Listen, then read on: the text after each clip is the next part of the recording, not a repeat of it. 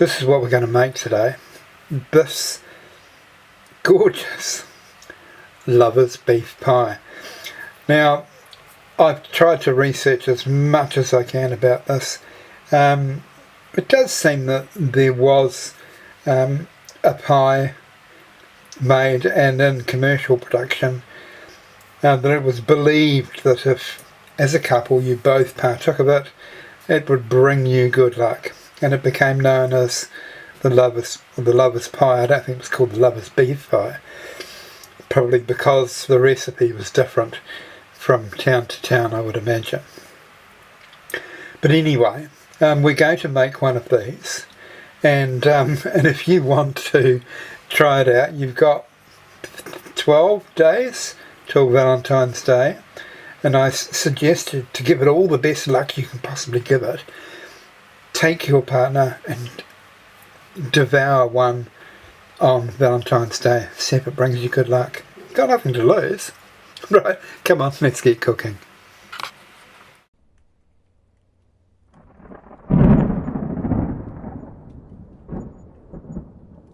I think that shot's as good as any.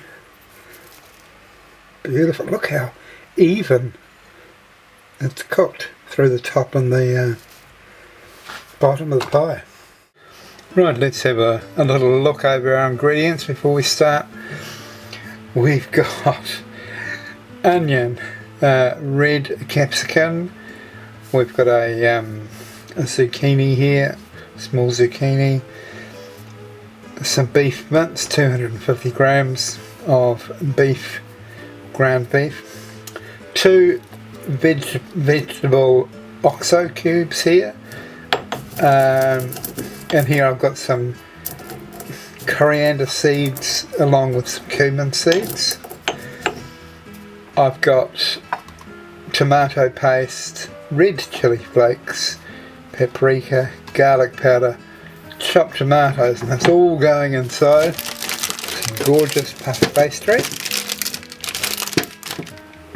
And this is to make egg here, it's to make some egg wash to brush over the pies once I've made them before I put them in the oven. Okay, come on, let's get this onion cooking, let's get the filling made, right, and then we can get on with the pastry. Right, we've got a little bit of oil in there. We're going to pop our onions and our cut up capsicum in there. Once there's a bit of heat there, we'll add our spices. Well, that's all nice and soft. We can put our beef mince in now. That's the mince meat in now. We're just going to brown this, and then we'll put in our grated zucchini. Okay, let's get our spices in there.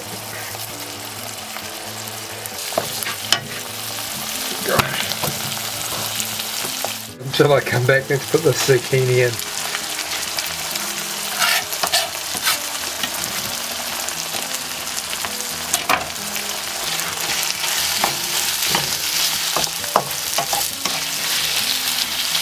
So I've put our coriander, cumin, and I've put the 2 stock cubes in. Now I'm going to put in our chili flakes, our paprika, and our garlic powder, which is almost stuck to the bottom of this ramekin. This shows you just how humid it is. I put those powders in there about 20 minutes ago, half an hour ago, and they formed a solid block on that ramekin. Okay, we haven't got much more to put into this, so I'll just let this go for a bit, and then we'll put in our tomato paste and our tomatoes. Right, let's put a tablespoon of tomato paste in there, and then half a can of tomatoes. That should quieten it down a bit.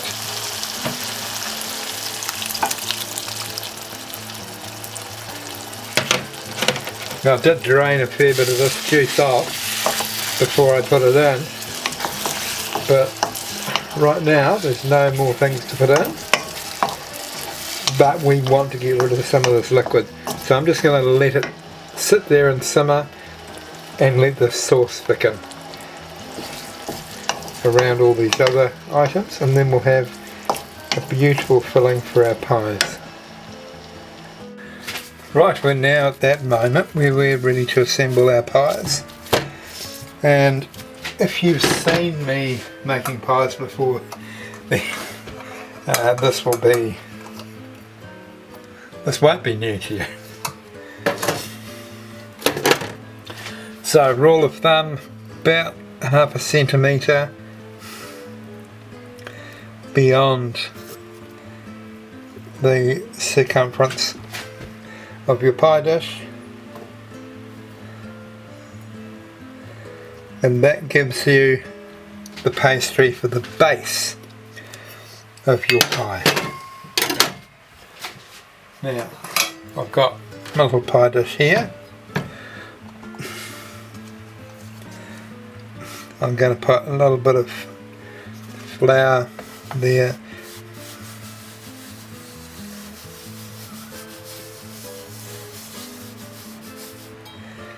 Just pop this out.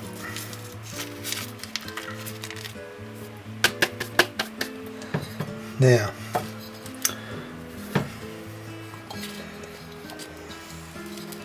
we're just going to work this into the pie dish. Okay, and then on the edges we're going to pull them around. Now you notice that I didn't flour this side, it's because the lid is going on this side and we want it to adhere to the base pastry. And you notice that it's how sticky it is. Well, that's a good sign, because that means it will adhere. Okay.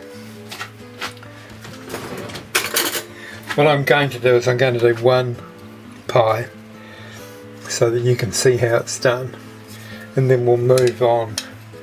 I'll do the rest in the background, but for you, you'll see the cooking part. So this is the cooled mixture. Now whatever you do, don't overfill these. You want it just below the lip, around about 1/2 centimetre. 1/2 centimetre comes in a lot in this recipe. Now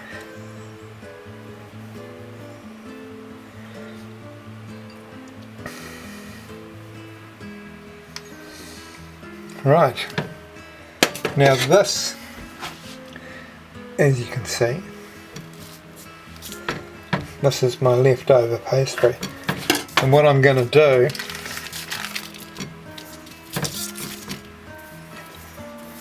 is I'm going to roll that.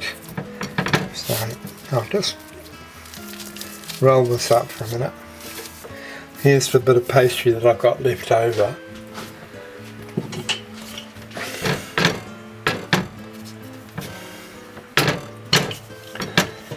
Let's roll that out,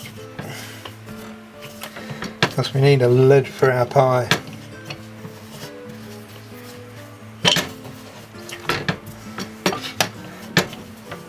Yeah, it's starting to catch now, which is great. It means that my lid is going to adhere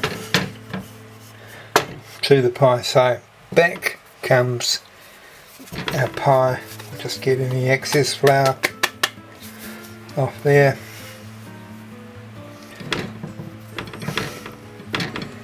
Let's push that together.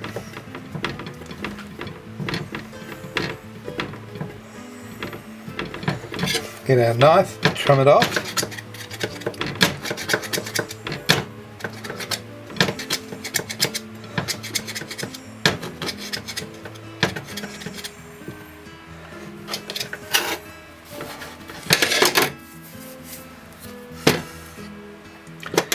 And then we're going to crimp the edges with a fork. So make sure you've got a 4-tine fork. So these prongs here are called tines. You want one with 4, not 3. There we go. 2 eyes, 1 nose. And you've got ventilation holes for your pie. We're going to use egg wash, this egg wash here, before I put them in the oven. But right now you can just snap your fingers and we'll go straight to the egg wash. For my reality here, I'm going to be making the rest of the pies. Right, we're just going to put egg wash on these and then into the oven they will go.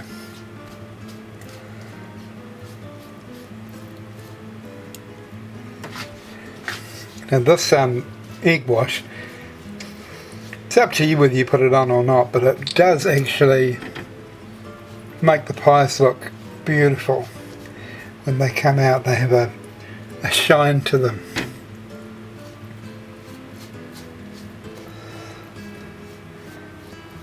There we go. I'm going to put them in the oven. Next time you see me, we'll be having a tasting. And there you are. There's our pies, straight out of the oven. We've had one casualty. My last one, I packed it too full. You can see it's got a rounded bulge there, which means I probably put too much filling in it. But that's alright. We're still going to eat it. In fact, we might make that our test pie.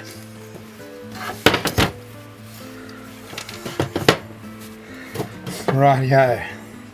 I'm going to have to let this cool and then we'll get it out on a plate and taste it. Right, I'm going to try and get this out of... Oh, well that was that wasn't the big build up and the reveal that I thought it was going to be. Rightio, let's have a taste.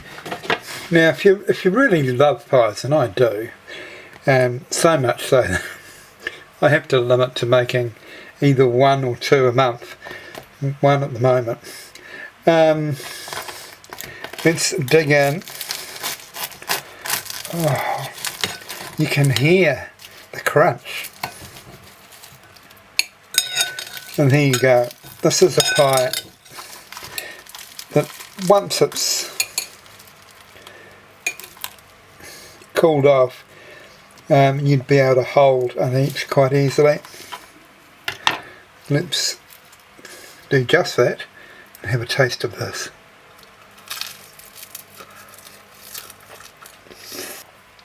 Beautiful, absolutely perfect.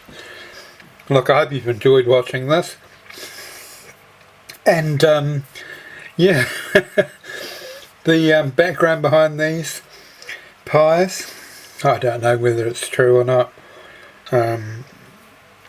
but it's nice to think that if you could make this pie for Valentine's Day and share it with your other half, that it will bring you good luck for eternity. It's nice to believe, isn't it? Okay, I'll catch you on my next recipe.